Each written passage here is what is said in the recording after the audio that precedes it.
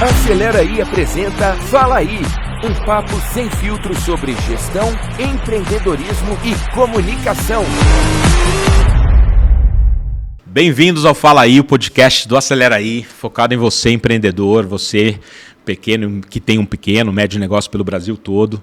Nossa missão aqui é compartilhar conhecimento, compartilhar os assuntos que podem realmente transformar o seu negócio. Quem já é cliente nosso, já está vivenciando essa forma acelerada de fazer com que a sua marca ganhe reputação, ganhe autoridade. E hoje a gente tem um episódio bem especial. Ela vai ser lançada junto com o podcast. Eu venho batendo na tecla aqui com o nosso time que a gente já tem que fazer o lançamento e o podcast junto. Paloma Totti, muito prazer, muito bem-vinda à nossa plataforma. Obrigada, estou feliz em estar aqui com vocês, obrigada pelo convite, feliz em conversar com vocês também e aprender um pouquinho, né? Porque aprender um pouquinho não, aprender bastante, porque o Paloma Totti é uma marca, não deixa de ser uma marca, né? Com certeza. E eu preciso aprender a explorar isso. E vamos acelerar agora para eu aprender exatamente. Vamos juntos. E eu acho que você está fazendo parte dessa geração dos jornalistas que também está conseguindo andar muito bem no entretenimento, né, Paloma? Sim, é um caminho, é uma possibilidade. Às vezes ela acontece de forma natural, né? Sem uma busca, digamos assim. Aparece um projeto, ou às vezes é um desejo mesmo do jornalista em se reinventar, virar uma chave, mudar um pouco, porque o jornalista tem aquela imagem de um perfil mais sério, né? Deixou muito de ser robotizado, hoje é um pouco mais livre, exatamente. Então, acho que esse olhar também para o jornalista tem mudado bastante e isso nos favorece, nos coloca numa posição mais versátil. As redes sociais ajudaram muito nisso, né, Paloma? Também. Hoje eu entendo que a rede social, para mim, é uma empresa, né? Eu tenho uma empresa ali. Mais um canal do seu trabalho. Também, com quase 800 mil seguidores, é uma nova forma de me comunicar com as pessoas que gostam do meu trabalho, é uma nova forma de vender, por que não? Coisas que genuinamente eu use no meu dia a dia, né? Que fazem parte da minha rotina, dos meus cuidados. Então é muito legal essa troca com o público, com empresas, com marcas. É muito interessante. E me conta, já que a gente pegou essa veia, eu vou continuar nela. Eu te acompanho ali no trabalho que você faz dentro do Kawai. Qual a diferença da emissora aberta, que tem um modelo um pouco mais conservador, e esse trabalho que você faz focado mais para uma rede social? Me traduz a diferença. Eu resolvi me arriscar, né? Acho que a vida, ela às vezes te pede isso, né? Mudar de rumos, de visões. Eu tenho um pouquinho de dificuldade com as redes sociais, confesso, né? Ali eu mostro muito do meu trabalho, mas eu preciso falar mais com quem acompanha o meu trabalho, com quem acompanha o meu dia a dia. E é engraçado, né? Embora eu seja uma comunicadora, é diferente você falar para uma câmera, né? Você não vê ali ninguém e mostrar do seu dia, mostrar da sua vida. Eu ainda preciso quebrar um pouco dessa barreira. E o Kawai te insere numa plataforma, né? Que é de rede social, de vídeo também. E ali eu tenho... Uma audiência muito intensa. É impressionante. O Kawai tem 60 milhões de inscritos, né, de pessoas que usam o aplicativo. Muito norte e nordeste também, então é legal você falar com outras regiões do país, com outro público. E ali eu estou aprendendo também a me aventurar numa outra plataforma, numa nova forma de me comunicar, mais leve, mais descontraída. É muito legal isso. Muito.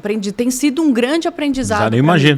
Aos 42 anos, é engraçado, né? Como a gente continua adquirindo conhecimento e se aventurando e se arriscando, é muito legal. Uma característica aqui do Fala Aí, Paloma, é que durante o nosso papo, eu sempre tiro as lições aqui para os nossos seguidores, quem nos acompanha, e na sua grande maioria são empreendedores. E aqui acho que já fica uma primeira lição, né, do que você está falando.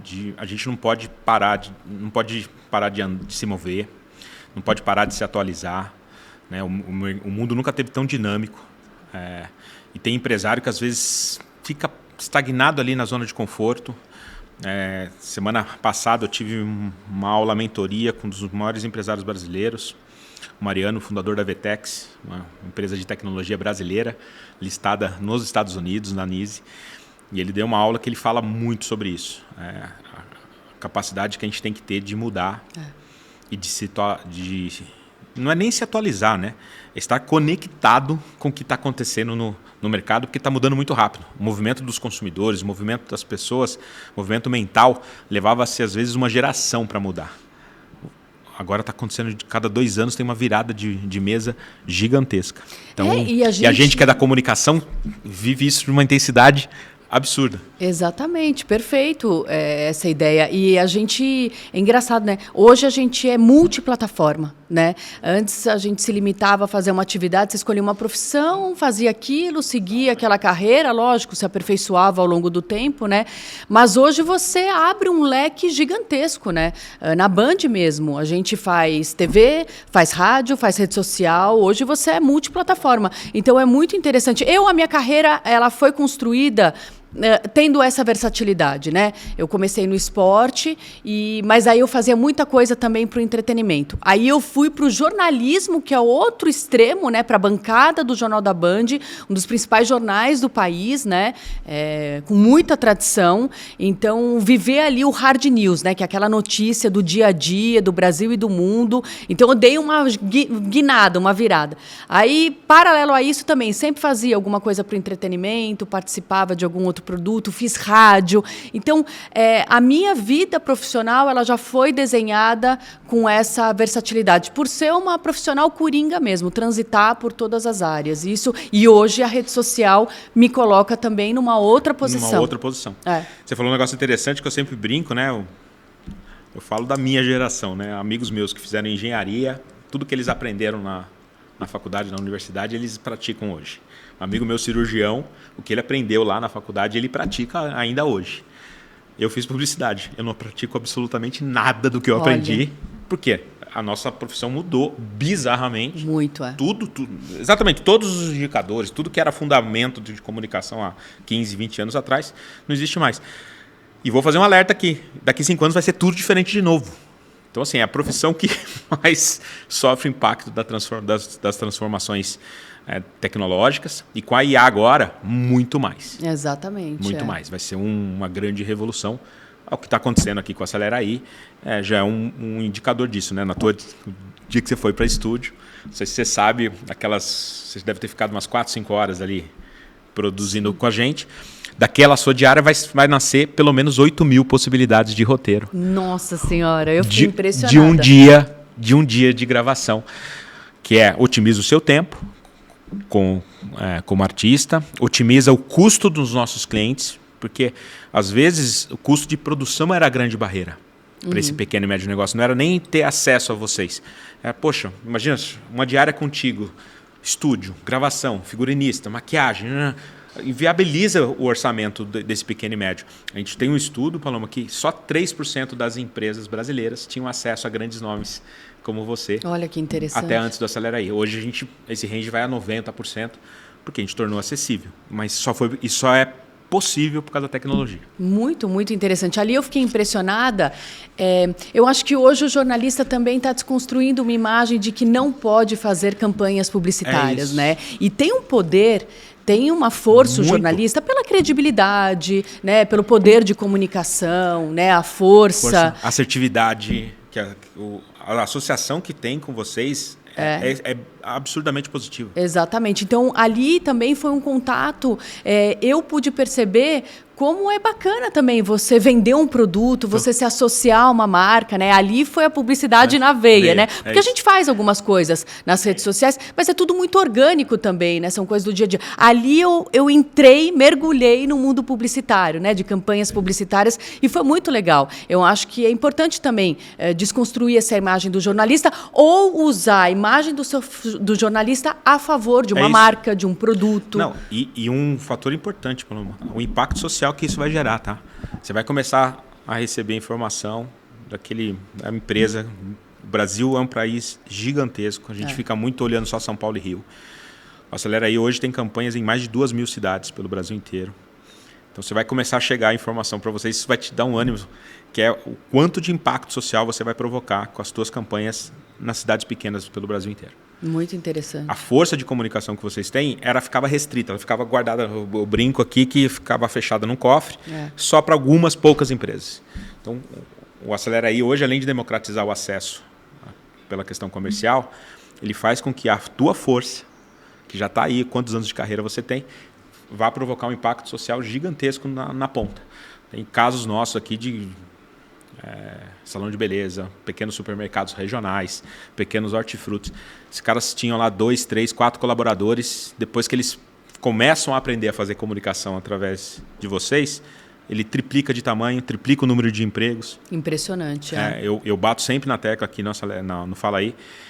Um número que mais me chamou a atenção quando a gente começou esse projeto. 70% dos empregos gerados no Brasil são gerados pelos pequenos e médios negócios.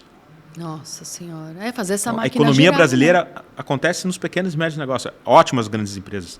Mas um país de 200 milhões de habitantes, ele só roda quando a gente incentiva o pequeno e médio negócio.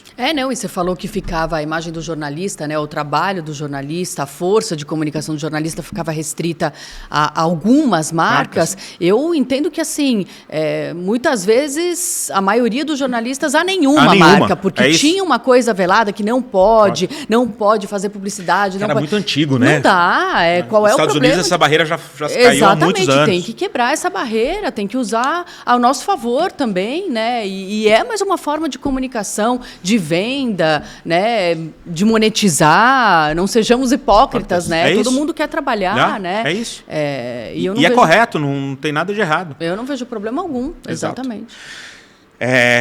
Esquentando um pouquinho mais o nosso papo, eu te acompanho e eu vejo ali você sempre vestindo uma camisa diferente de algum clube. Para que time você torce, falou? Isso foi engraçado, né? Foi uma ideia que eu tive tão despretensiosa. E, Alan, foi assim, tem sido, né? E é muito legal, né? Há quantos anos, né, a gente trabalha com futebol, esse universo das camisas, né? Tanta gente coleciona, tem um fascínio pela camisa do futebol. E do nada me veio o insight, eu pesquisei, porque a gente não pode usar com patrocinador, né? E aí eu encontrei marcas que têm aquele modelo retrô, que são camisas belíssimas. Você usou uma do Paysandu outro dia, eu queria ela, de tão linda que era. É maravilhosa. É uma das mais bonitas que eu já vi. É uma nova do Paysandu e que tem toda uma referência com preservação da floresta amazônica. Nossa, foi muito legal. Então, isso virou assim, um boom, porque chama a atenção, né? Os torcedores engajam demais, porque gostam de ver o seu clube em TV aberta, né? Essa homenagem, prestar uma homenagem aos quem clubes. gosta de futebol, por exemplo, eu sou corintiano, eu declaro, mas eu gosto, cada camisa que você veste diferente, me chama atenção, gera engajamento. Exatamente. Eu só vou achar ruim de que você vestir do Palmeiras. Qualquer outro time você pode vestir à vontade. Vai chegar a hora de todos. E aí agora fica muito legal, porque os torcedores pedem, Paloma, usa do Cruzeiro, Paloma, usa do Atlético Mineiro. Então, a cada domingo eu tenho homenageado algum time. Claro que a gente sempre pega um mote, né? Esse agora, um que passou foi o do Dia dos Pais. Então, eu decidi homenagear o meu pai, que é santista, então usei a camisa do Santos. E aí, a cada fim de semana, a gente vai tentando criar e pegar algum gancho, às vezes aniversário de algum clube, mas foi uma ideia muito legal. E eu consegui unir duas paixões, né? Que é o futebol, o fascínio pela camisa de time, de futebol, e a moda. E tá tão em alta isso, você usar a camisa de futebol num look, compor com look, usar no dia a dia, usar para sair, para ir a um show, para ir a um jogo. Então, eu e minha figurinista, a Mafê, a gente tem feito boas criações e brincado com essa história também. E eu falei e não falei do time. Não, mas eu não vou esquecer, não. Real Madrid. Real Madrid. Não vale. Mas todo mundo fala isso. É porque não vale. Poucas pessoas conhecem o meu envolvimento com a Espanha. Exatamente. Minha mãe nasceu em Madrid, né? Ela ela veio para cá com uns 15 anos. Minha mãe já é falecida, mas veio para cá com uns 15 anos. Eu estudei a vida inteira em colégio espanhol e é um colégio muito tradicional, de vanguarda. Então ali a cultura espanhola. Eu sei desenhar o mapa da Espanha e não sei desenhar o do Brasil, por exemplo, porque lá eles estimulam muito. Se não me engano, na Espanha são 17 estados, né? Ou são províncias, né? 17 províncias, isso. Então, eles estimulam muito isso. 3 delas querendo se separar eternamente, né? Os bascos, a Catalunha e lá em cima, eu esqueci agora. Eu não sabia dos 3, eu sabia especialmente da Catalunha. Exatamente.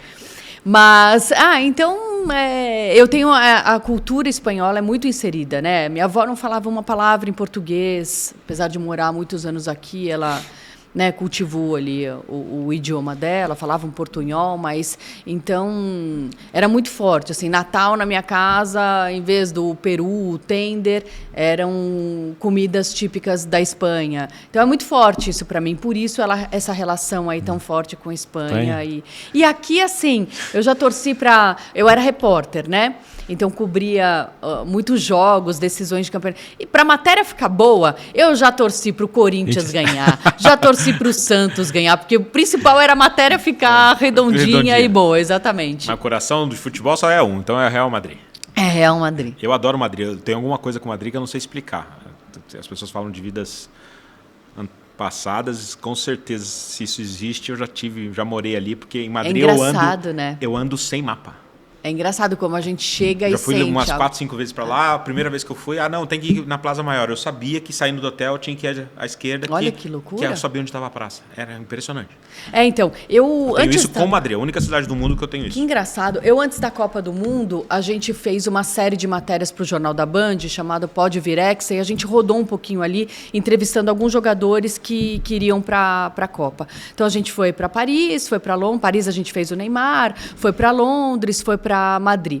E muita gente fala de Londres, né? Ai, meu lugar no mundo e tal. E eu fui... Paris eu já tinha ido uma vez, legal, bonito e tal, muito rico em cultura, né? Os monumentos. Londres também, belíssimo, muito legal. Mas nada, sabe, não me tocou. Quando eu cheguei em Madrid, é uma sensação diferente. Você fala, parece que eu estou em casa. É bem... Eu tô louco para ir ver a reforma do estádio lá. Do Bernabéu? Ai, deve ter ficado lindo. Eu fui lá, a gente foi a um jogo da Liga dos Campeões quando a gente estava lá, mas estava bem em reforma ainda. Ficou... Amigos que já foram dizem que ficou impressionante. Nossa, é o maior do mundo, né, gente? Então, aqui no Brasil, não consegui arrancar qual é o time que ela torce aqui no Brasil. Era uma missão aqui do podcast. Vamos falar de negócios. Um dia eu descubro. Vamos lá, a gente tem alguns quadros, Paloma, que a gente não prepara os nossos convidados, justamente para pegar a espontaneidade aqui. O primeiro deles é Conta um Segredo Aí. Eu quero alguma coisa que, se eu der um Google, eu não descubro sobre você. Conta um segredo aí? Nosso primeiro quadro. Putz, minha vida é tão pacata. Minha vida é tão... Né? Você pode contar o time que você torce aqui no Brasil. Sem polêmicas, olha lá ele. A gente pode pensar em fazer disso uma campanha, hein? Hein? Em fazer disso um negócio. Olha. Um segredo? Falar como... Isso aqui podia ser uma aposta lá na Superbet, hein? Que é cliente da casa.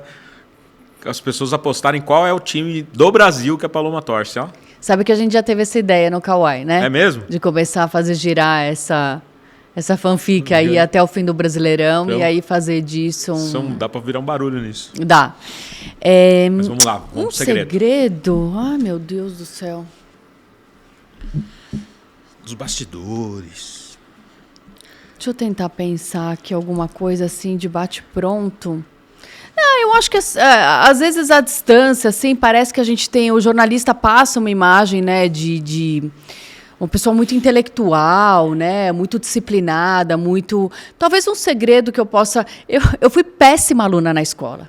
Na escola eu fui assim... Eu tinha 1000 coisas mais interessantes a fazer do que estudar. Né, eu repeti a 7ª série por uma matéria, matemática. Foi por isso que eu fiz jornalismo, né? Porque no português, na escrita, na oratória, eu ia bem. Mas, não sei, talvez um segredo é isso. É um contraponto à imagem que o jornalista passa, né? É lógico que na faculdade, aí você vai para aquilo que você realmente quer desenvolver e quer se aperfeiçoar. E na faculdade eu tinha mais foco, digamos assim, né? Mas eu também fiz o jornalismo muito na prática. Eu comecei a trabalhar muito cedo, no primeiro ano da faculdade. Eu comecei a fazer estágio na Band, no Band News. Então, ali a minha sede era pela mão na massa mesmo, sabe? Pela produção. Comecei muito, o jornalismo tem muito da produção, do imediatismo, de você ser ágil, né? Isso me encantava no jornalismo. O movimento de uma redação sempre me encantou muito no jornalismo.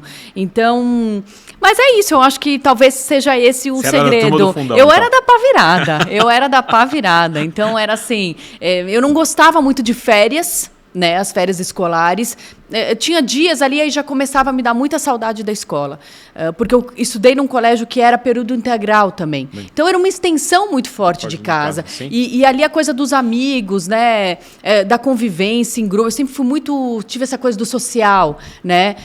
Nunca fui muito de balada, mas eu gostava muito de gente, de conviver com as minhas amigas, os amigos, quem eram os alunos novos, né? Os meninos. Então eu vivi muito... São Paulo? Em São Paulo. São Paulo, você é de São Paulo. Então eu vivi essa fase com muita intensidade. Eu aproveitei demais a minha juventude e o ambiente escolar e a relação com as pessoas, com os amigos.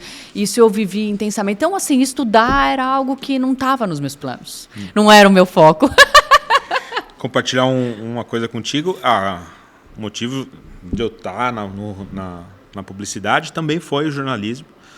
Eu fui office boy de um jornal. Diário de Mogi das Cruzes, pertinho aqui de São Paulo.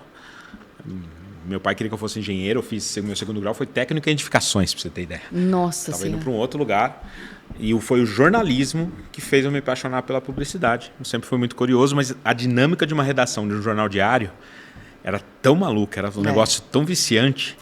E aí eu fiquei apaixonado pelo aquilo, e aí onde estourava os problemas era na área de comunicação, área de publicidade. Eu sempre fui curioso com tecnologia, comecei a aprender a fazer as coisas no computador e eu estou na publicidade pelo jornalismo. Que legal, que interessante. O jornalismo é isso, quando você é picado ali pelo não tem jeito. Não tem jeito. É fascinante. Esse dinamismo, o imediatismo, as notícias. Eu comecei o estágio no Band News, que foi o primeiro canal de notícias, né? Foi pioneiro. E na época era Menina dos Olhos, na Band, era o Band News. E ali era para ontem. As coisas aconteciam, o volume de notícias, né? Por ser um canal de notícias 24 horas, era a todo momento. Então, aquela coisa da produção de correria, na época ainda tinha a coisa de pegar fita, né? E ligava e colocava alguém por telefone. Essa parte de produção mesmo, ela é uma coisa muito interessante, muito legal, né? Que tá na veia do jornalista. Esse último debate, eu até mandei mensagem pro Johnny, falei, Johnny, eu quero estar ao vivo no próximo debate, porque aquele painel de conexão ali com que as pessoas estão falando no Google. Sim, foi muito legal aquilo. Muito. E a sala digital ficou maravilhosa. Eu falei, quero ver essa sala digital. Até tive uma ideia que eu quero levar para a Band. Bora lá. Para fazer um negócio diferente na Black Friday. Que legal. Muito legal. Vamos lá. Então, ranquei o segredo, mas não ranquei o time. Você já me coloca nesse teu projeto aí. Boa. O próximo quadro é um que eu gosto muito, porque sempre fica uma lição aqui para a nossa audiência. Todos os entrevistados aqui, os empresários, os artistas, os atletas agora recentes que a gente trouxe, tem esse ponto em comum, e todo mundo consegue lembrar muito rápido, Paulo. A gente chama de acelerei. Qual foi o dia que você teve certeza que daquele ponto em diante a sua carreira mudou?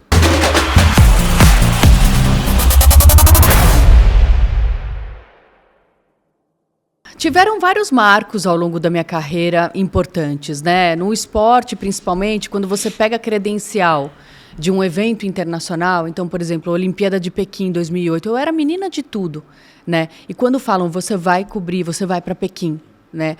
Ali é algo que você fala, nossa, é uma vitória, né? É uma conquista muito importante. E aí vieram outras, Copa das Confederações, a Copa do Mundo aqui no Brasil. Mas eu entendo que na minha carreira, um marco mesmo, e que eu não me dei conta, porque foi algo tão natural que eu te falei, né? Quando as coisas acontecem naturalmente, que foi o primeiro dia, quando eu sentei na bancada do Jornal da Band, ao lado do Boechat, e aí me falaram 10 segundos. Ali E na época, a escalada do jornal, a escalada é a abertura, quando é o cardápio de notícias do dia, a hora que você fisga o telespectador. Então, a escalada ela é muito forte, né? Então, você joga uma força rápida, né? Porque precisa ser dinâmica, né? Ali você precisa fisgar o cara que está te assistindo. Hoje é isso, pá, pá, pá, pá, pá. E o ao vivo, ele coloca tudo numa adrenalina nível 10, né? E do lado de um cara que, assim, um gênio, né? Que vivia o auge da carreira dele. O jornal, eu pude participar dessa fase, assim, gloriosa do Jornal da Band, né? Ele era completamente fora da curva. Fora da curva, fora da curva. Então, ali, naquele momento, eu falei, Paloma, onde é que você se meteu? Veio isso, mas uma força interior muito grande, né? Impressionante, aonde a gente tira força num momento ali de dificuldade. Ali era um momento de muita tensão, de muita responsabilidade, né? E eu ainda era uma menina nova, então... Ali foi um momento de muita alegria, de gratidão, de validar toda uma entrega, todo um sacrifício, porque ser jornalista não é fácil, trabalhar com jornalismo esportivo, você abre mão de muitas coisas, especialmente fim de semana, Sim. de uma vida pessoal, né? Claro. Eu tenho um grupo de amigas, né? Então, mais nova... perdi muitas viagens, perdi muitos feriados. Hoje a gente vê fotos, eu nunca atoro as fotos, né? Porque eu sempre estava trabalhando. Então, quando você senta ali... E o que me ajudou a isso, né? É até um pouco contraditório, mas a morte da minha mãe colaborou muito para que eu também sentasse naquele lugar, naquela bancada, porque depois que minha mãe faleceu, eu tinha uns 25 anos. Eu me afundei no trabalho. O trabalho me salvou, digamos assim, não é nem me afundar. O trabalho me salvou daquela tristeza, daquela, né, revolta interior também. Você acabou se dedicando mais ainda. Me dediquei, foquei ainda mais ao trabalho. Eu falei, me coloca para trabalhar para o meu chefe, né? Tem um lado bom disso, né? Porque você ocupa a mente, se sente produtiva, foca em outras... Mas também eu joguei para debaixo do tapete um momento de sofrimento, de luto, que eu precisava ter vivido um pouquinho mais e que depois veio uma conta a pagar. Mas que aí eu, com muita ajuda, terapia, fé, eu consegui aí... Você equalizou. Virar o jogo. E trabalhar com o Boechat deve ter sido uma das melhores experiências da vida, né? Maravilhoso. Eu me dava muito bem com ele. Graças a Deus, a gente construiu uma relação de amizade, de respeito, né? Dentro do esquema do jornal ali, eu tive boas conquistas também, né? A gente passou a dividir a escalada. Eram sempre 4 assuntos para cada. E não tinha essa divisão antes, né? Antes era mais a parte de meteorologia, as notícias de clima. E eu consegui também dar essa equilibrada. Então, ele lia 4 manchetes e eu lia 4 manchetes, né? Então, ficou uma coisa muito conjunta. E ali, uma identidade muito forte no jornal. Era ele mais velho, mais experiente, com uma pessoa mais nova, mais jovial. Era um mix muito... Deu muita liga aquilo ali. E eu me dava muito bem com ele, no olhar, né? E uma admiração, um respeito. Ele era muito... A palavra que o definia era verdade. Então, assim, ele não escrevia nada previamente. Entrava uma matéria, ele tinha alguma queixa para fazer, né? Algum comentário pertinente, porque todos os comentários dele eram impressionantes. Era coisa assim, estava terminando a matéria, ele falava, vem para mim.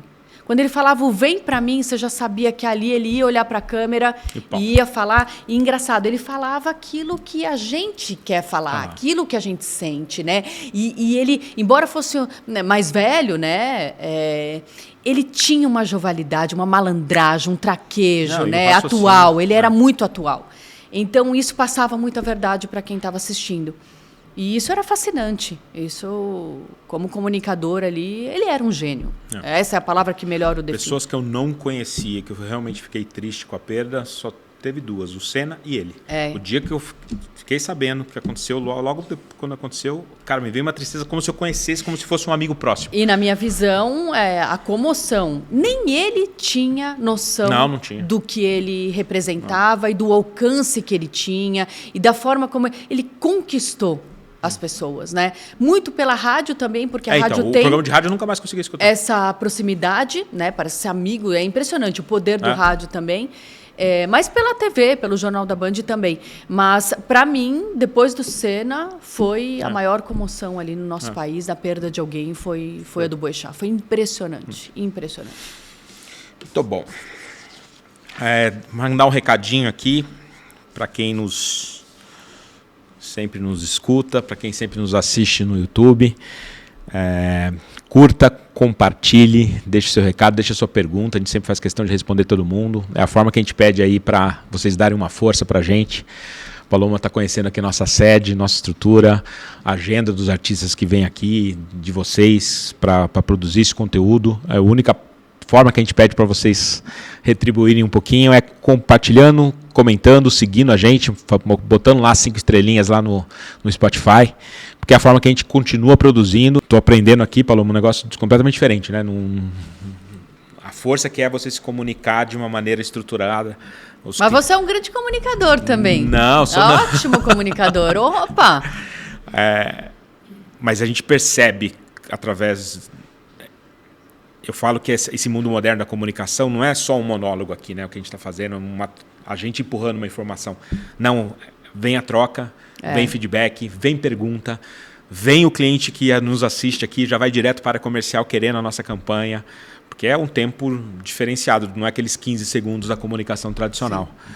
Então, cada dia que passa, eu tenho investido mais tempo, tenho gostado mais de fazer, porque eu percebo que é uma troca genuína aí com os nossos clientes. Então, nos ajude a compartilhando este conteúdo com seus amigos.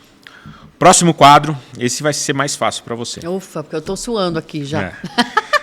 É o Me Deu Inveja.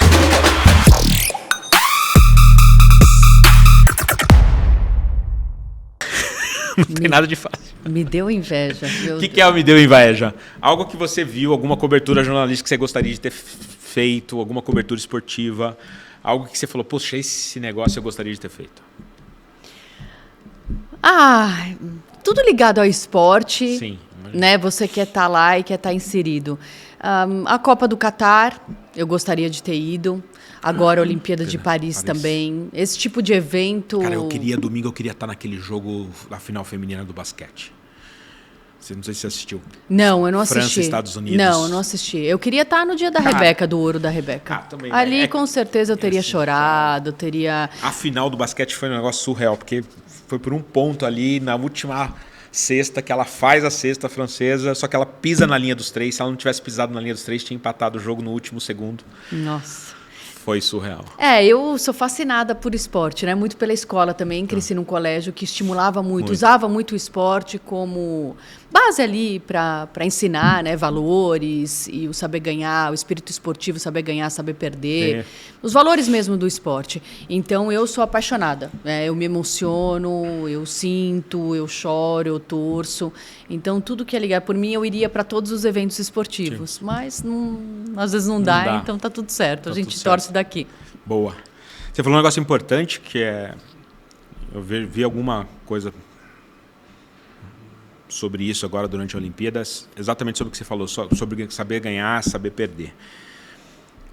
E como que você faz a leitura de um pouco do que tem acontecido recentemente, que parece que as pessoas não podem mais perder, ou perder virou um problema, vira um problema mental para as pessoas. Eu acho isso tão crítico, né? Não deveria, o esporte, exatamente o que você falou ali, ele ensina você a perder, né?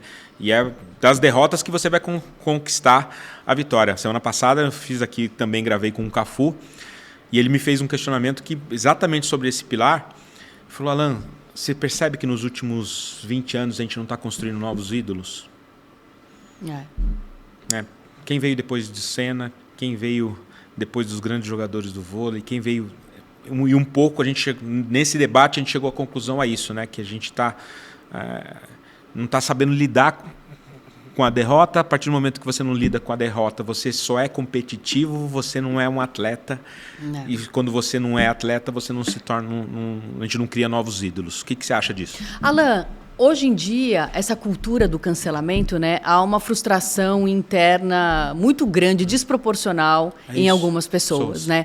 E eu acho engraçado, né, há um contraponto aí, porque a Olimpíada, ela nos trouxe um pouco daquilo, vamos torcer pelo primeiro lugar, que é o ouro, mas vamos vibrar com a medalha de prata, vamos vibrar muito com a medalha de bronze, né, que é estar no pódio, é ver o nosso país no pódio, independentemente da cor da medalha, e vibrar por aquele atleta, pela conquista, ele está entre os 3 melhores do mundo, né? É lógico que é muito gostoso saborear e viver a conquista do ouro, mas a prata é tão legal quanto e o bronze também. O pódio é excelente. Exatamente. Então, isso nos trouxe, talvez, de novo, essa sensação de comemorar primeiro, segundo, terceiro lugar, porque o nível de exigência, ele é muito alto aqui. E eu vejo muito pelo futebol também. O Campeonato Brasileiro é, se não o maior campeonato, o mais disputado campeonato do mundo, né? Pela qualidade, o número de times que tem de qualidade para brigar por um título, né? Em alguns campeonatos você fica polarizado ali, dois, três times no ali máximo. E é isso, né? Aqui não.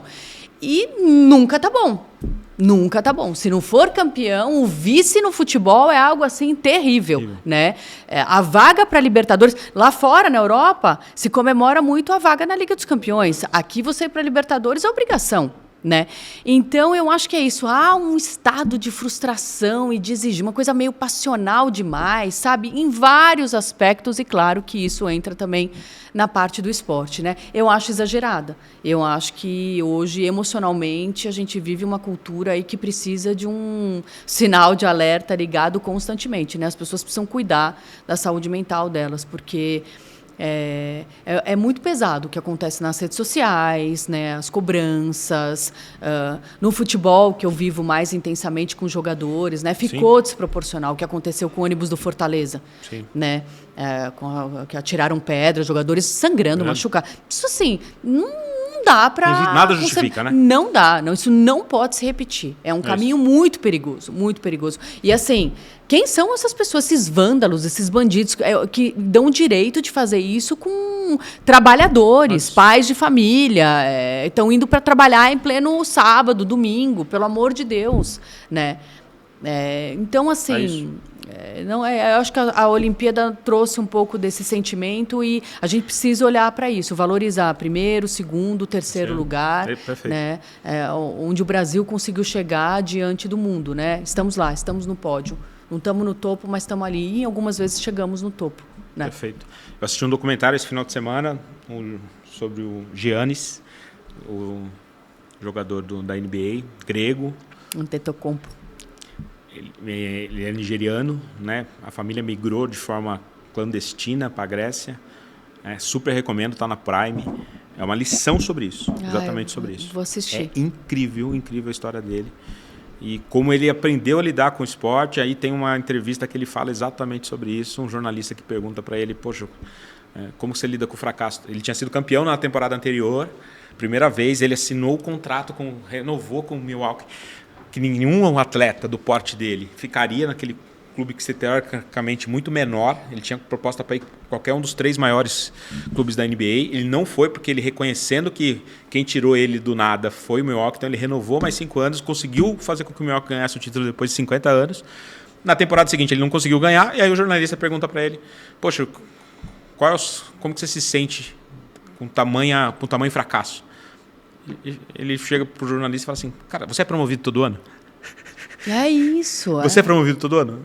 O jornalista fala, você é promovido todo ano? É impossível, não dá para ganhar todas. Olha o tamanho da NBA. Eu não vou ganhar todas, né? O importante é como eu jogo. Eu entrei para ganhar todos os jogos. Eu posso não ganhar, mas eu entro para ganhar todos os jogos. Olha lá, que lindo isso. É importantíssimo. Isso, assim, saindo um pouco... É lógico que o esporte, ele inspira, ele é exemplo, né, para toda a sociedade. Mas...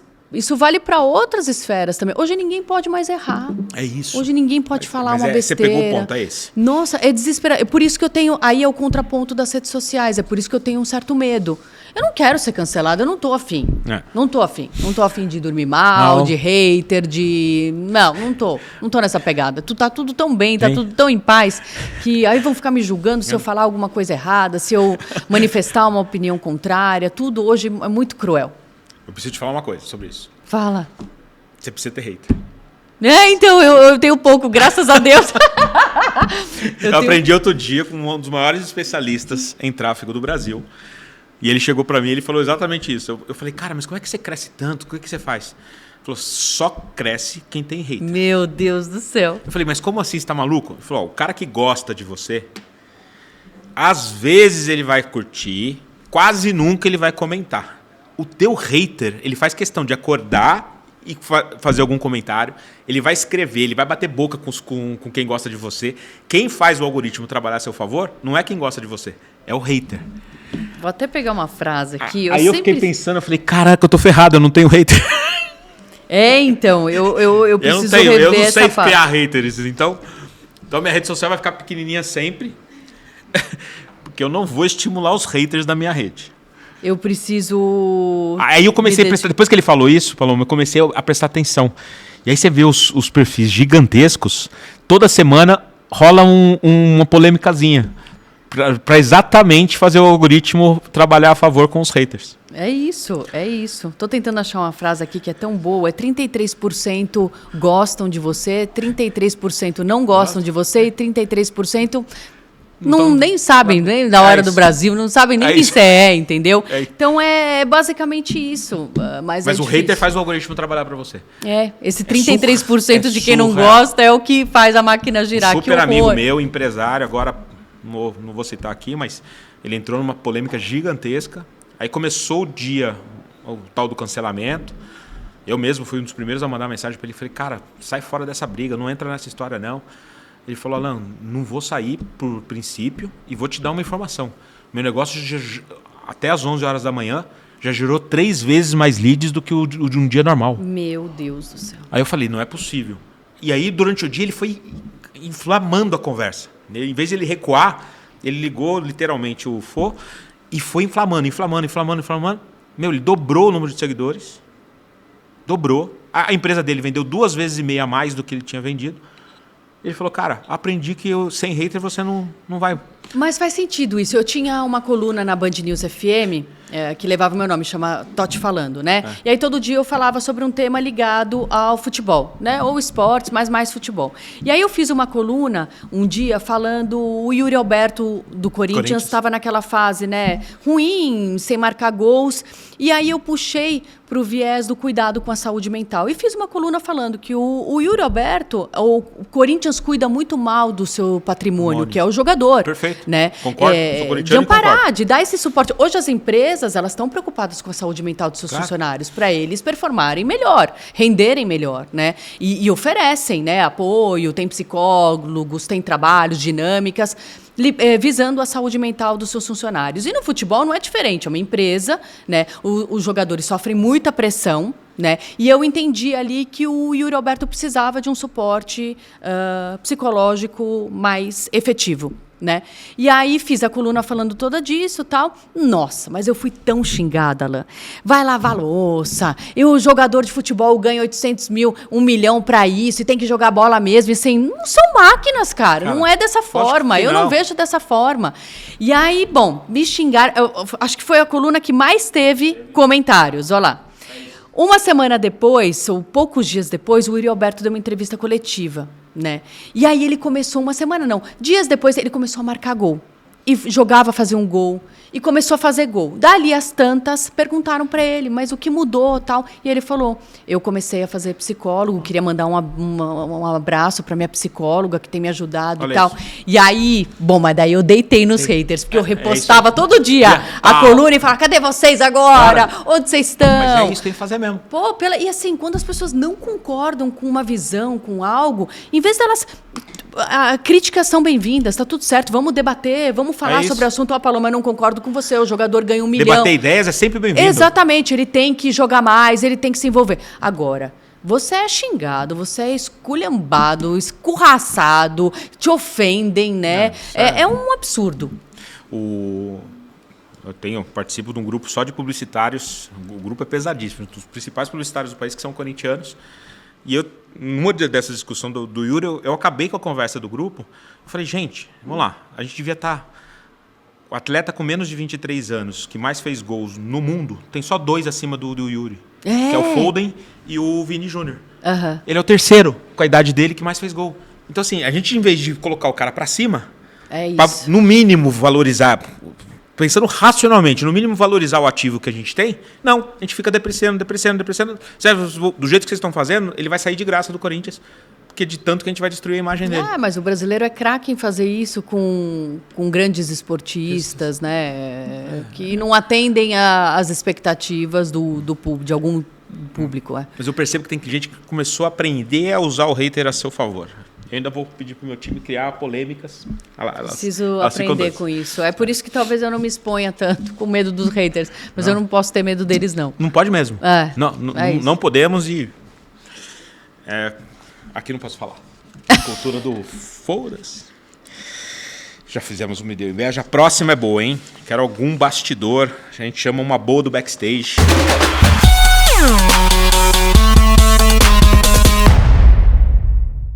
uma coisa engraçada que já aconteceu nos bastidores. Engraçada.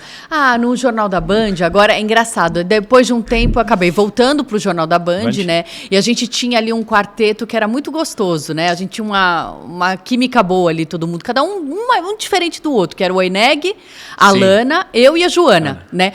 Um completamente diferente do outro, cada um com um perfil. Mas sabe quando a coisa se completava? Né? Ali todo mundo respeita. Né? Tinha. Era um todo time. Mundo. Era uma admiração um pelo outro, pelo jeitinho do outro, né? Pelas virtudes um do outro e tal. E a parte negativa, ninguém se estranhava, nada. Era a vibe muito boa do jornal, dessa fase aí do jornal também. E a gente tem muitas histórias ali. Teve um dia que a Joana. Ela falou um nome, era uma nota, e ela falou o nome de uma revista que era americana, Nature of the World. Aí entrou a matéria, mas assim, eu caí eu não podia olhar para a Joana, né? As duas ficavam, a gente tem muita amizade, né? Então a gente ficava próximo do telão, e assim, quando eu ia interagir, eu olhava pro nariz dela, mas eu não olhava pro olho dela, porque ali a chance de dar uma M era gigantesca. E não pode, você tem que ter um mínimo ali de... Então, tem coisas assim, né? Então, algumas matérias, por exemplo, a Sônia Blota é correspondente. Então, algumas matérias... um fenômeno, Sônia Blota explica. Então, virou esse jargão. Tudo virou Sônia Blota explica, entendeu? Boa. Das coisas mais absurdas, Sônia Blota explica. Então, a gente tem essas piadas internas, assim, que são muito boas. Mas com a Joana eu tinha que tomar muito cuidado pra gente Nunca aconteceu. Nunca. Esse dia da revista que ela falou o nome... Sabe quando você faz um... bateu na trave. E tem que ter uma coisa ali, uma coisa profissional, que às vezes é testado. O seu profissionalismo é testado. Sim, em momentos imagino. assim. Então, ainda mais no ao vivo, meu Deus. Não, é complicado. E tem uma amizade, né? Até por isso, você tem uma certa intimidade ali e todo mundo sabia no olhar o que, né? Então, esse dia foi difícil. No mais, assim, de bastidor, não tenho grandes... Esportivo, de um campo ali. Fico imaginando as coberturas esportivas, o que não deve acontecer ali de inesperado. Não, sabe que... uma vez o Muricy Ramalho me deu uma chamada. Que é, menina? Aquele jeito dele lá. Eu, repórter, né? Perguntando, assim, toda... E ele tem aquele jeitão dele. Parece um meio rabugento. Mas também eu tirava de letra também. Não, assim, não... Muricy parecia o Gargamel. No futebol, o que eu já passei apuro foi briga na porta do estádio. Teve uma no Pacaembu, ali na Praça Charles Miller. Era um jogo do Corinthians e começou um confronto da polícia com torcedores. Sim. E a gente estava com um caminhão do Link, é tipo uma van, no meio da praça. Sempre por causa de antena, sempre ficava ali. E os cavalos, então, né? Eu já tinha feito uma entrada e tal. Aí começou, correria e bomba, né? De gás lacrimogêneo e a cavalaria também. E aí os meninos do Link falaram, Paloma, entra no caminhão. Bora pro caminhão, vamos se proteger e tal. Fechamos a porta do caminhão. Beleza. Dali um tempo começa a entrar a fumaça do gás lacrimogênio no caminhão. E aí a gente começou a passar mal, tossindo, aí toca sair, aí se ficar dentro o bicho pega, se correr, aí a gente teve que abrir, foi um momento de muita tensão, ali foi um cenário de guerra mesmo, foi assustador. Você lembra qual foi o jogo? Não, era um jogo do Corinthians no Pacaembu, mas eu não lembro contra quem era, não lembro. Teve um caso desse na Libertadores, quando perdeu pro Boca. Não lembro. Briga lá fora. Não lembro. Acho que não era de Libertadores, porque era um jogo à tarde. Era domingo à tarde, então não era, não. Jogo normal. Mas foi tenso. Ali de passar mal, Eu tenho saudade do Pacaembu. Eu também, adorava cobrir muito bom esse jogo ali. Mas eu tenho mais saudade do Jardim Suspenso, ali no estádio do Palmeiras, sabia? É mesmo? Eu gostava muito. O Allianz ficou maravilhoso, né? O estádio é, assim, ultra moderno. Mas eu gostava muito daquela coisa raiz do Jardim Suspenso, do Parque Antártica, né? Ali. Eu gostava bastante. Eu tenho bastante saudade do Pacaembu. Não que a arena também não seja boa, mas ficou mais complicado para ir. E não tem... O Pacaembu tinha um negócio que era surreal. Parecia que você estava dentro do campo. Ele tinha uma proximidade com o campo. Você já assistiu o jogo na Vila Belmiro? Já. Também. Ali é uma delícia também. Parece que você fica debruçado no campo. É muito legal.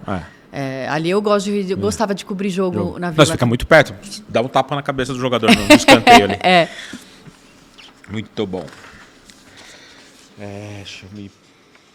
para não me perder aqui nas minhas anotações. A gente está indo para a retinha final. Agora eu vou correr um risco gigantesco. Ai, meu Deus do céu. A gente chama de fala aí invertido. Você pode fazer a pergunta que você quiser. Fala aí! Como que eu vou acelerar a minha carreira, a minha marca? Tá, você está num momento, nós estamos, vou te responder com que eu tenho estudado bastante, tá, Paloma? A gente vive um momento de transição, terceira fase, né, da transformação digital, né? A gente teve a primeira fase da internet, que era pura consulta, né, que era o browser, o Google, você buscava as informações na internet. A gente teve a segunda fase da internet, que é essa das interações das redes sociais, né? A gente vem vivendo ela até agora. E a gente começa agora o terceiro ciclo, que a gente chama da Web 3, que é da hiperfragmentação, a questão da customização, a inteligência artificial exponenciando a capacidade que nós temos de gerar conteúdo. Então, essa Web 3 vai transformar demais a nossa geração inteira. Eu costumo falar que na minha geração profissional, eu perdi a janela lá de 96 a 2000, que essas empresas que lideram o mundo hoje nasceram naquele começo da internet, né? Você pega a Amazon, o maior e-commerce do mundo, nasceu naquela época. A Apple, do jeito que ela é hoje, também. Então, eles souberam aproveitar esse boom. A nossa geração agora tem a chance de fazer um próximo boom, porque, do meu ponto de vista, quem vai liderar o mundo daqui 10, 15 anos é quem está nascendo agora. As empresas que estão se constituindo agora com esse pensamento de fragmentar as ações, de ultra customizar conteúdo, a comunicação já não é mais generalista, ela é única, ela é personalizada para cada indivíduo. Eu estou nessa, eu estou estudando muito sobre isso, porque vem uma transformação, acho que é a maior de toda a nossa geração. A questão da velocidade com que a tecnologia vai evoluir, da velocidade como a gente vai conseguir ter acesso à efetividade da comunicação, você ter a performance real, escolher o nicho, aí vem o desafio nosso, né? Você tem que escolher para quem você quer falar, você tem que escolher a tua característica, todos nós seremos uma marca, né? Não tem como você não ser uma marca. As pessoas vão consumir de marcas, de empresas, mas que tenham com muita clareza quem é a pessoa que está por trás dessa marca. E a rede social dá essa autonomia para as pessoas também de serem uma marca, né? De serem uma empresa, de serem um negócio. Dá e não tem jeito. Eu dando feedback pessoal aqui para ti, meu perfil era fechado, eu achava que não precisava fazer nada disso. Eu tinha que ser a pessoa da retaguarda, o gestor dos números, das decisões da companhia.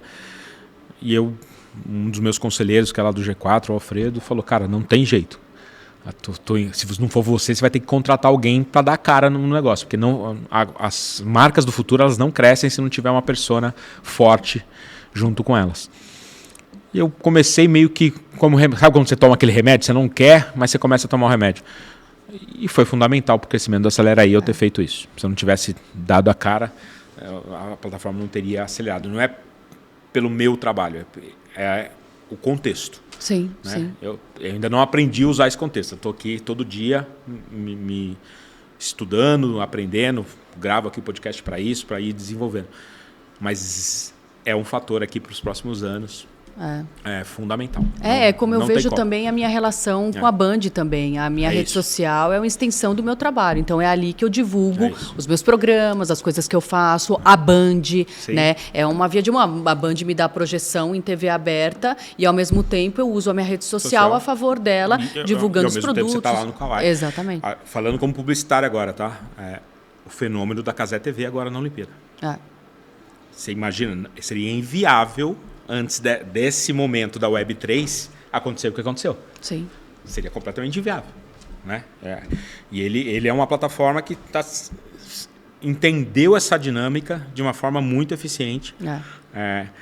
E ele é a prova real de que isso vai transformar numa velocidade muito grande. Então, acho que esse fica Não sei se eu te respondi o que você queria. Não, perfeito. Mas isso. É a minha visão sobre isso. Perfeito. É um caminho para quem nos assiste aí, precisa mesmo. E é um desafio. Então, você vai ter que fazer, faz e erra, mas não tem jeito. Passou a ser uma necessidade você fazer isso ou fazer com que o seu time faça. Eu sou muito ligado ao varejo, minha carreira sempre foi no varejo. Eu tenho varejistas regionais que já sacou essa mudança, ele não tem mais vendedor de loja, ele tem influenciadores. Todo vendedor dele é um micro e nano influenciador da loja dele, que faz a comunicação ali para a micro região e está dando certo, ele está se diferenciando, está crescendo. Mudou. Sim. E é essa Web3 que a gente ainda não entendeu para onde ela vai, mas ela já está acontecendo.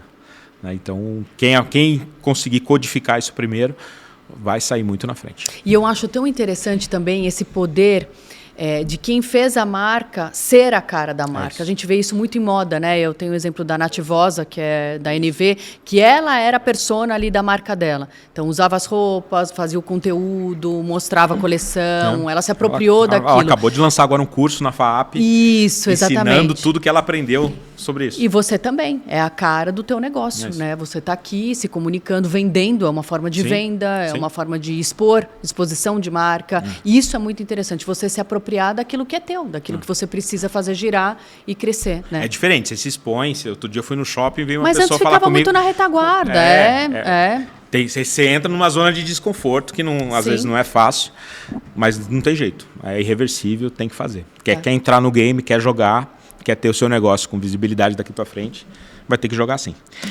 Antes de a gente entrar no último quadro, eu queria te perguntar de forma bem franca, qual é a tua visão do Acelera aí até agora? A minha visão Bom, eu fiquei impressionada, né? Primeiro pelo pioneirismo, né? Pela iniciativa, pela ideia, pelo que vocês propõem para o mercado, né? Para o mercado e para esse outro lado que somos nós, né? Comunicadores, né? Que precisam usar a comunicação a seu favor e de uma outra forma, né?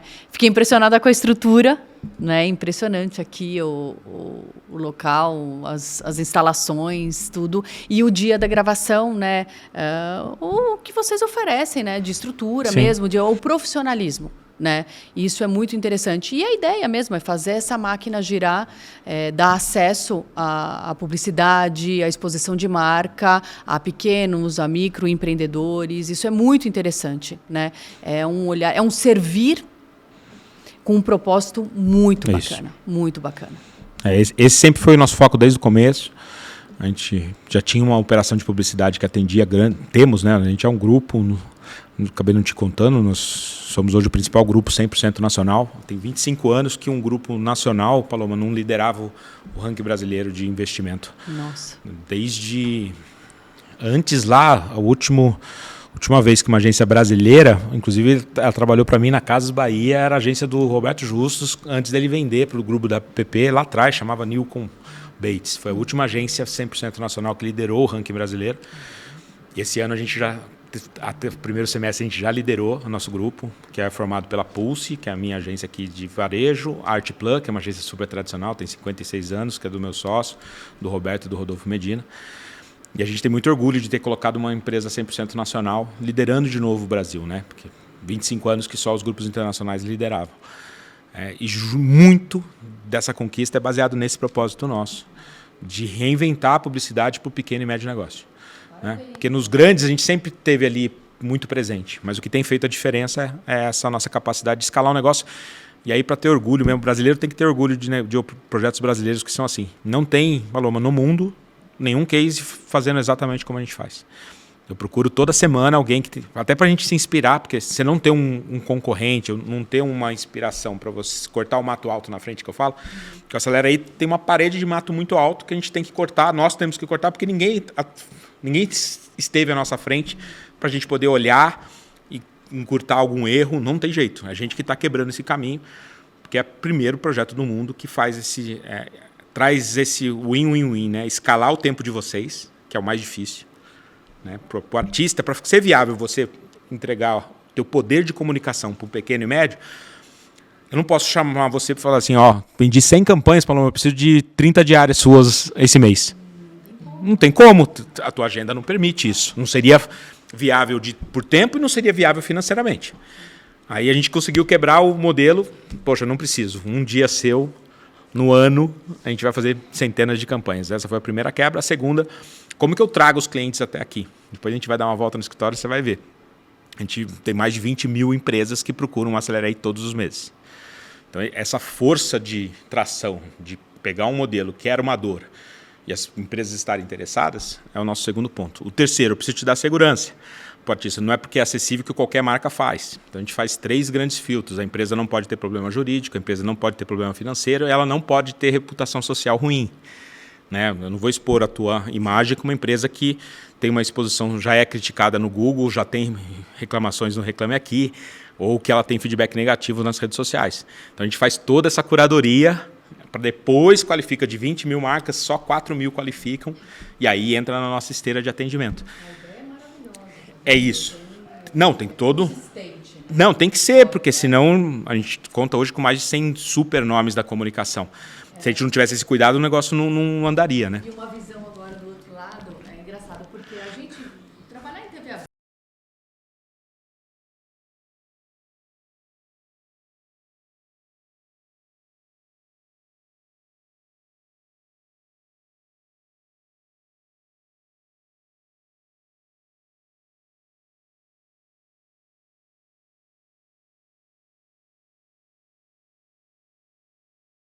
Olha que legal. Eu olho e falo. Poxa, até arrepiou aqui. Então isso é muito bacana. Não. Porque em um curto espaço de Tempo. vocês construíram uma imagem muito sólida, de muito prestígio, Diga. que hoje faz com que os artistas, eu preciso estar nessa Olha linha. aí. Isso é tão... Isso é muito interessante. 5 anos. 5 anos de muito trabalho e muito cuidado. Que sempre foi uma premissa nossa, tomar muito cuidado com cada intersecção que a gente estabelecia entre o cliente e o artista. Então, a gente não teria chegado nessa tua visão se não fosse isso. O mercado nosso é pequeno, né? Todo mundo se fala. Então, acho que essa vitória nossa é baseada no cuidado. E, do outro lado, a gente tem uma força acontecendo dos pequenos e médios anunciantes falando, cara, sabe que a televisão dá resultado? A gente está acontecendo essa volta. Nenhuma crítica aqui ao digital, os mundos vão conviver sempre, né? Eu sempre dou de exemplo quando eu vou em universidade dar alguma palestra, o pessoal fala, não, mas a TV vai acabar. Eu falei, nem o rádio acabou. Não. Quando saiu a TV, lá na década de 70, com a TV colorida, as pessoas falavam que o rádio ia acabar. Até hoje o rádio não acabou. A TV não vai acabar. A TV não vai acabar, a internet vai conviver, é multiplataforma. O que a gente tem que aprender a lidar é com a forma como o consumidor delega a atenção dele. A atenção está fragmentada. Né? Todo mundo hoje é multitela, você está conversando... Então, a forma como que você falou do começo do jornal, a forma como você captura a atenção do consumidor, que mudou. Essa mudou radicalmente. Mas a TV vai continuar existindo, todas as formas de comunicação vão continuar existindo sempre. Obrigado pelo feedback. Para a nossa retinha final, a gente já estourou o tempo, já tocou até o barulho aí do nosso tempo, mas a gente vem com Indica Aí.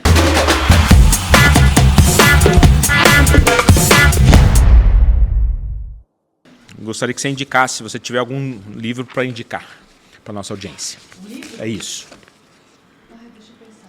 O último livro que eu li foi o da Bandeira, Tudo é Rio. Tudo é Rio. Eu gostei bastante. É mesmo? Deixa eu vou anotar. Me prendeu. Ela é maravilhosa. Agora eu preciso... É uma série, né? Tem os outros livros. Eu preciso continuar. Não falta tempo, né?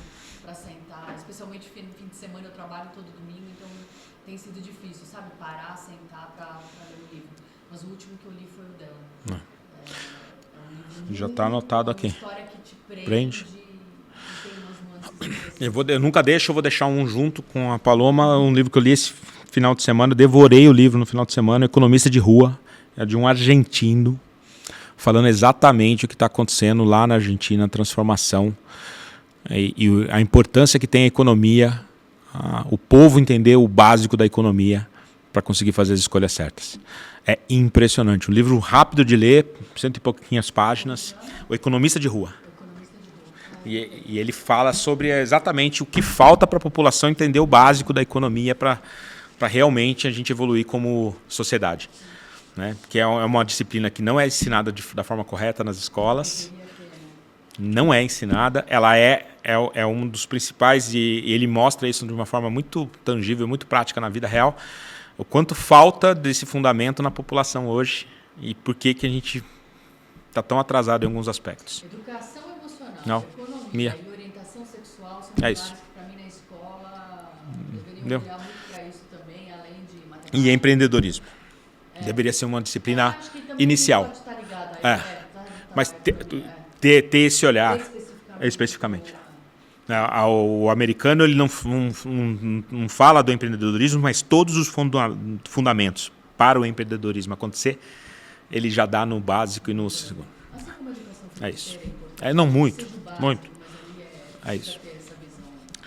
Um filme recente, ou um seriado, ou os dois. Um filme recente, eu não sou muito de série. Série. Tá? Mas um filme recente que eu... é Água com Açúcar, mas eu adorei. Aquele da Anne Hathaway, novo. Como que chama mesmo? Eu assisti. Eu não lembro o nome. Eu Pra vou ver que a gente assistir, pega. eu nem me atento, mas Eu sei qual que é. Eu tô numa fase que eu quero... Uma ideia de você. Isso. Uma ideia de Você é muito bom. Eu tô numa fase que eu quero... Esse tá no Netflix, né? É Netflix. Eu quero coisas leves, É. sabe? Eu quero... Não, mas é bom mesmo. Eu sou canceriana, então eu romantizo tudo, eu sou apaixonada demais, então eu gostei do filme. Boa. Filme, Ótima dica. E eu gosto muito dela. Não, ela é fantástica. No Prime? Boa. Então fica no Prime, hein? Depois a gente coloca aqui. Além do seu perfil, é claro, que vai estar aqui na nossa edição, indica um perfil no Instagram que você gosta. Um perfil no Instagram que eu gosto. Deixa eu só ver o arroba certinho dela, mas vai de encontro, eu até ia te falar, vale um papo com ela também. É uma amiga promissora. Aqui o sinal. O arroba dela é Michele, com 2 L's. Schneider, Schneider, Schneider. Michele, com 2 L's, Schneider. Ela tem uma carreira muito consolidada em grandes empresas como LinkedIn.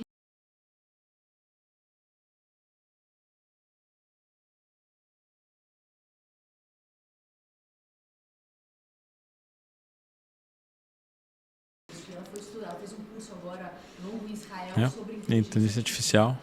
Nossa, já quero palestra, conectar. Ela virou professora mesmo, pegou essa veia e... É o Web3 que eu acabei de falar. Exatamente. E ela tem falas tão legais, ela fala que a gente não vai ser substituído por máquinas, que a gente precisa usar a inteligência artificial a nosso favor. A gente vai ser substituído por pessoas que saibam usar essa ferramenta a nosso favor. Eu falei isso semana passada. Ela é maravilhosa, você precisa conhecer ela. Eu chamo de Bibi, porque é uma amiga minha, o apelido dela é Bibi. E ela, assim, ela é DJ também, então ela fala sobre isso no TED dela, né? Apesar de ter seguido uma carreira executiva, né? Ela tinha um hobby muito forte que é inserir em outros contextos. Ela tá para lançar um livro também. Que legal. Ela é muito, assim, é uma pessoa que eu sou fã número 1 e foi por uma veia importantíssima que a gente precisa olhar. Perfeito. Eu falei semana passada isso, as pessoas achando que vão perder emprego para inteligência artificial. Ninguém perde emprego para inteligência artificial. Você vai perder o emprego para outra pessoa que aprendeu a usar a inteligência artificial. É isso que ela fala. Aí você vai perder. É isso que ela fala. Fala muito da nossa capacidade de se inventar, não existe zona de conforto, ela não gosta de isso. Ela é assim, você vai... Já anotei aqui, vamos conversar. E para encerrar as dicas, se você tiver o hábito e puder indicar algum podcast. Eu viciei em podcast. Tem uns muito bons. Aquilo, né? Falta tempo. Eles são muito longos. Né? Vou falar de da área de esporte, que eu sou fã também, que é o podcast do Denilson Show. Denilson. Que eu tive a oportunidade de participar. Sensacional. Ele e o Chico Garcia. São 2 caras que o Chico tem textos brilhantes. Comentarista, e o Denilson se descobriu como um comunicador. É isso. Assim, a gente está conversando com ele, Denilson, tem que vir logo aqui para a plataforma. Eu participei lá e foi um papo muito inteligente. Cafu já chegou, você tem que estar na sequência. Exatamente. Então eu vou deixar o que eu participei recentemente. Eu fiz pouco, eu estou fazendo esse de vocês agora e fiz o dele. Que honra. Então foi um papo muito legal e eu gosto muito dele. Eu sou fã número 1 do Denilson, então indicaria o podcast dele. Feito. Antes de encerrar, um recado para a audiência te seguir lá também. Quais são as suas redes? Fala um pouquinho sobre isso. Vamos lá, então, todos vocês, @palomatotti, o Totti é TOCC.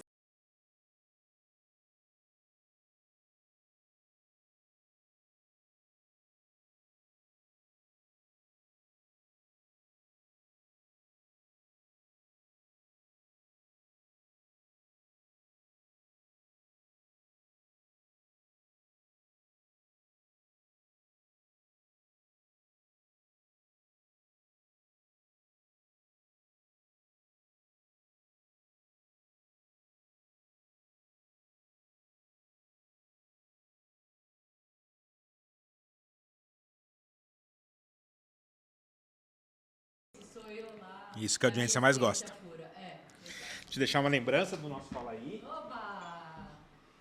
O pessoal vai querer saber o que tem. Todo mundo.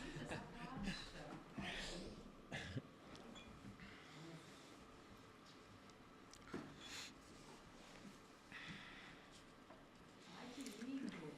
Bom, eu sou super fã dos livros Do G4. Soares. Sou mentor lá. Todos somos uma Marca. Construa seu ecossistema de vendas por meio de influência, conteúdo e experiência. Baita Livro. Tem um capítulo nosso aí, que conta a história do Acelera aí. Esse para ficar lá como lembrança. com certeza eu vou colocar na minha estante, que eu tenho um monte de coisinhas de decoração. Muito legal, porque faz parte da minha história também, né? Sim. Assim, caneca que eu Na adoro. hora. E o livro Varejo Insights, Bora Varejo 2024. Esse é uma cooperação, eu participo dessa construção. Todo ano a gente vai para Nova York, é o maior evento de varejo do mundo, a NRF, e a gente faz de forma gratuita para os empresários brasileiros o que tem de mais moderno acontecendo no mundo.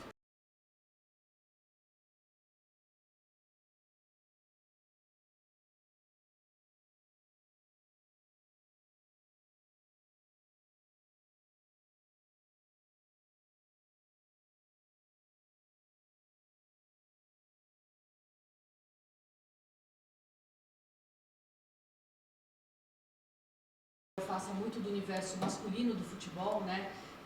E com eles também, por que não? Sim. Né? Mas eu agora estou nessa fase também de pensar em algum produto que eu pudesse lançar com a minha marca, né?